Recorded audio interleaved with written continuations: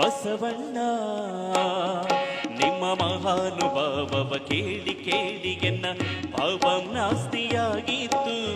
ಎಮ್ಮ ಗುಹೇಶ್ವರ ಲಿಂಗದಲ್ಲಿ ನೀನು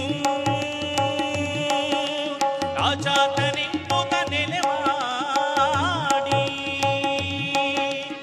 ಎಮ್ಮ ಗುಹೇಶ್ವರ ಲಿಂಗದಲ್ಲಿ ನೀನು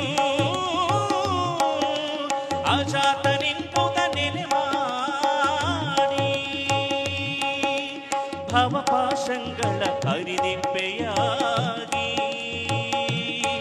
ನಿಮ್ಮ ಸಂಗದಿಂದ ನಾನು ಬದುಕಿದೇನು, ನಿಮ್ಮ ಸಂಗದಿಂದ ನಾನು ಬದುಕಿದೇನು. ಬಸವಣ್ಣ ನಿನ್ನ ಕಂಡು ಕಂಡು ಎನ್ನ ತನು ಬಗೆದಾಗಿತ್ತು. ಬಸವಣ್ಣ ನಿನ್ನ ನೆನೆದು ನೆನೆದು ಎನ್ನ ಮನ ಬಗೆದಾಗಿತ್ತು.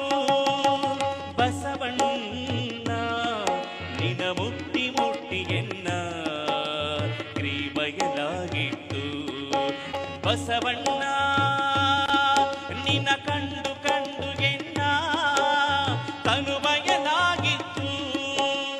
ಓಂ ಶ್ರೀ ಗುರು ಬಸವ.